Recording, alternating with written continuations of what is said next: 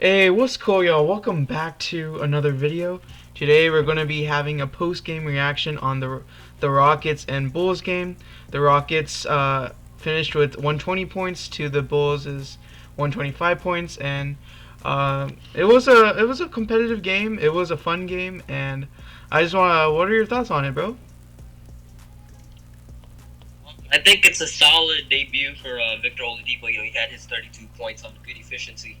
Christian Wood also had a nice game. I think there are some issues that do need to be worked out. The bench definitely could have played better today. DeMarcus Cousins could have played way better today. But overall, I like what I'm seeing from this new look Houston Rockets. Yeah, and the fact that we were able to hang with the Bulls without John Wall, who is out with a migraine, really shows a lot about the team, the chemistry, the way Silas is coaching up the guys, the whole coaching staff, really. And Victor Oladipo with 32 points, that's a season high, and he has like really good efficiency. That 4 of 9 from three, 13 out of 23 field goal percentage. So Victor Oladipo's really fitting nicely. He has a good chemistry with Wood. That final 5 minutes of that fourth quarter, he you could really see that he's one of those closers, those game closers.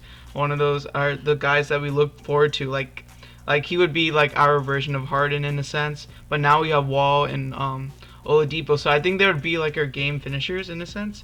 And I really like to see that. Victor Oladipo is one of the best two-way players, and I like what I see from him. I mean, he has a good mindset. He wants to win. None of that Miami wants to go to Miami stuff. So I'm excited for Victor, honestly, man. Exactly, me too. And one thing that Oladipo brings to the table that Harden doesn't is that Victor Oladipo is a very good defender, and considering that you got guys already on the team where you got John Wall, who's he's a good defender. When he's healthy, he's a very good defender. You got at the small four, you got Eric Gordon, who's a above average defender. You got PJ Tucker, who of course we know the type of defense he can play. Christian Wood is the only question mark defensively, but adding Victor Oladipo makes an already solid defensive team even better with his addition. And of course, with guys like David Nwaba, Jayshawn Tate coming off the bench, this defense is only going to get better, and it'll be really interesting to see what Silas comes up with on the defensive end for this team.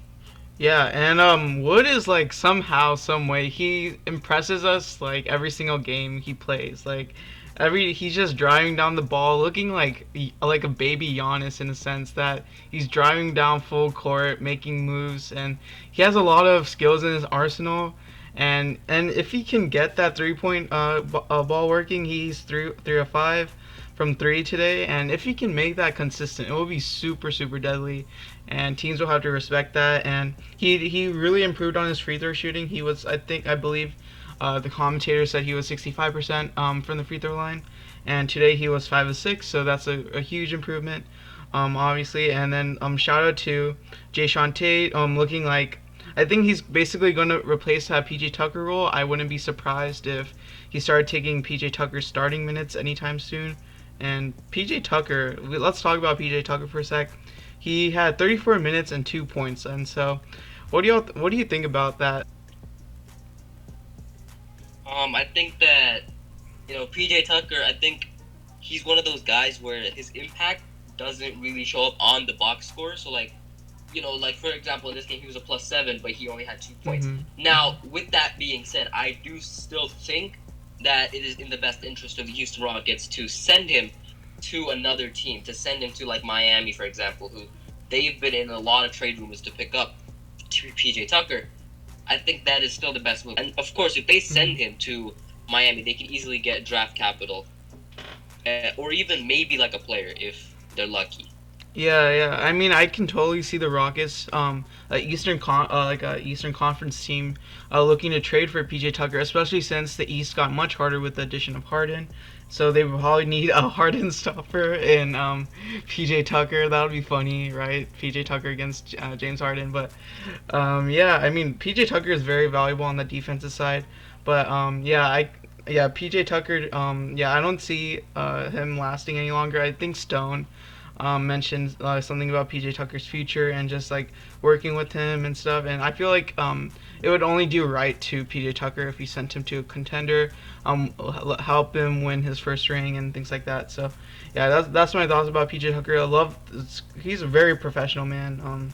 But yeah, it seems like his time on the Rockets is coming to a close. Yeah. One thing that I wanted to talk about is Christian Wood, just to show how good he's been doing. So right now, Christian Wood is 8th in the NBA as far as rebounding goes. Over the entire NBA, he is 8th in rebounding, which is really, really impressive. And if you look at centers this season, he is 3rd in the NBA in points per game among centers, behind only Embiid and Jokic. Wow. I mean, I think he kind of like said himself that he's kind of becoming the guy there, the franchise cornerstone.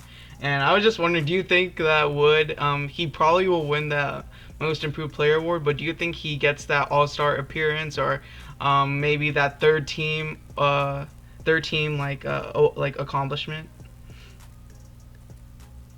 I think an All-Star appearance is a very, very likely possibility, especially now that Harden's out of the way and Christian Wood is like the main guy in Houston. Him being an All-Star is definitely possible if they can, avoid losing a bunch of games. If they can stay around that 5.500 mark as far as the record goes, I think Christian Wood has a very, very legitimate case to be an All-Star. As far as All-NBA goes, I don't think he's there yet. That is something that could come next season maybe, but I don't think he's going to be quite there this season. Yeah. I mean, I was just being a little too over optimistic, but yeah, I mean, Wood is like, if he can like continue his performance, I think it wouldn't be so big of a long shot in my opinion, maybe. But yeah, Wood is looking good. You want to talk about Boogie? He went from 0 of 7 from the field, and a lot of people are saying that he's washed and everything. And so looks like Boogie is like a lot of up and down this season. So what are your thoughts about Boogie so far? I wouldn't overreact to it. If I was the viewer, I wouldn't overreact to Boogie Cousins' performance. You have to keep in mind that number one, Boogie hasn't been playing a lot of games in general, and even the games that he has been playing, he's been getting ejected like 2 minutes in. This is like his first game that he's played without getting ejected halfway through. So we have to give him time to get acclimated. So I wouldn't overreact to it too much right now since it is just one game. But if this is a trend where he keeps, failing to score the basketball or failing to score efficiently, then I think that the warning signs start to come in and you do start to think about what are we going to do with him. Do you think in that situation, do you think he could be one of those people dealt at the trade deadline? Absolutely. He's going to be one of those guys that could push you over the hump. Boogie Cousins in the Eastern Conference team or Western Conference team could easily be dealt for like a couple of seconds or even like a protected first-round pick if a team's really willing to get risky. But yeah, Boogie Cousins, he'll be a very interesting trade piece at the deadline. If he was to be available, I think there'll be a lot of teams that'll be interested in acquiring him. Yeah, definitely. I mean, I mean, I feel like Boogie has been played some solid minutes in the early part of the season. I mean, when he in the games that he was like ejected, he, like you said, he played solid minutes as a backup coming off the bench. So I feel like we should just like you said, give him time and give him time to gel with the whole squad. I mean, they've only had they haven't even had I don't know if they had like one whole game with each other fully healthy. So that'll be interesting to see how House when he comes back from injury, how he comes into play, when Wall comes into play.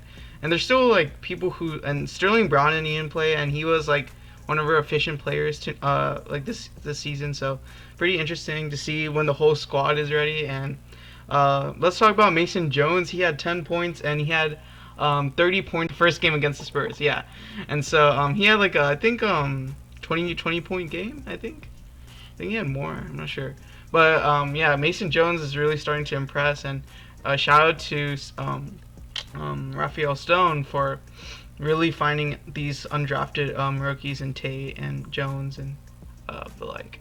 Yeah, that's one of the effects of the Harden trade, with that freed up spot at the shooting guard. Or I guess, shooting guard.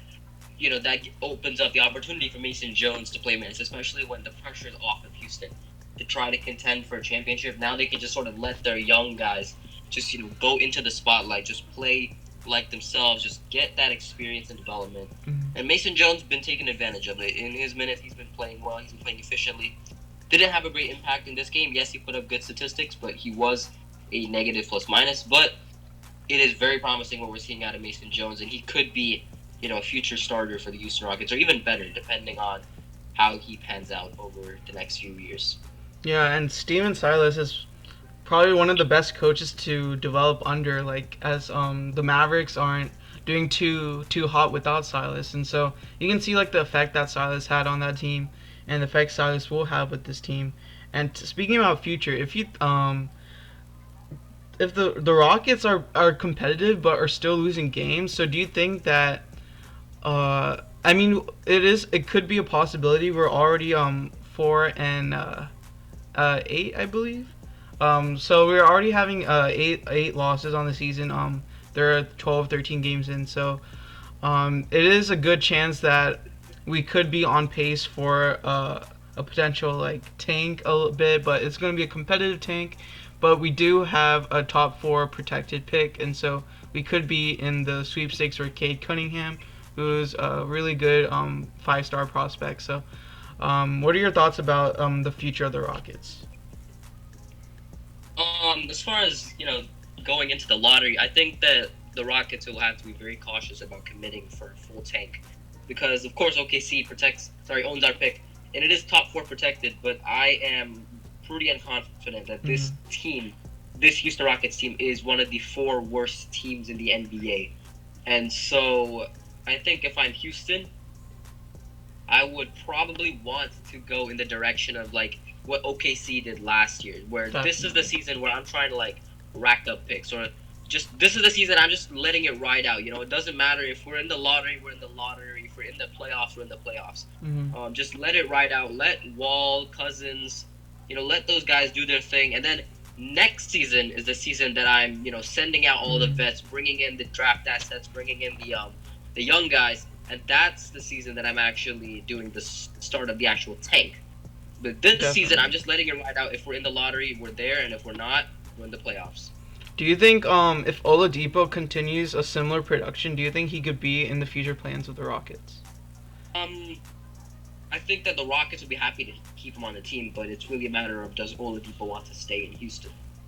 I mean, I think Oladipo said it himself. Like, if he feels good here, if he's happy here, if he's playing well here, I feel like he could stay. But the question is, do the Rockets want to pay him that max contract that he wants? I think I saw a report that he declined a contract extension from the Pacers, a pretty big amount, substantial amount. So it'll be interesting to see if Victor Oladipo is here.